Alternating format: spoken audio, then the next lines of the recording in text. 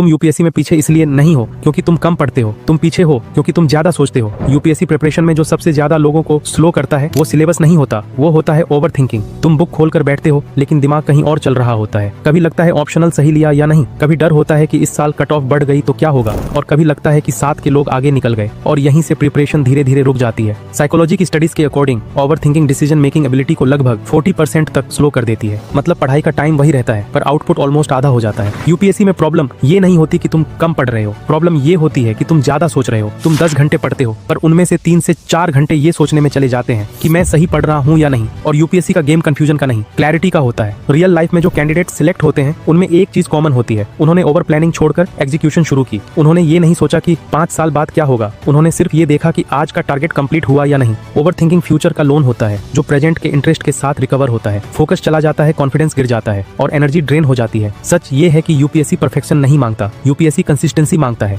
जो एस्पिरेंट हर दिन सिर्फ 1% भी आगे बढ़ता है वो उस एस्पिरेंट से आगे निकल जाता है जो बस स्ट्रेटेजी बनाता रह जाता है। इसलिए रूल सिंपल रखो, जो तुम्हारे कंट्रोल में है वही सोचो, जो कंट्रोल में नहीं है उसे छोड़ दो और आज का काम आज कंप्लीट करो। याद रखो, ओवर थिंकिंग से सिलेक्शन नहीं होता, एक्शन से होता है। अगर तुम भी इस फेज से गुजर रहे हो कमेंट्स में लिखो स्टॉप ओवर थिंकिंग और इस रील को सेव करो, क्योंकि जब दिमाग फिर भागेगा ये रील तुम्हें वापस फोकस में लाएगी। Thank you for learning with Vivas One Educational Foundation.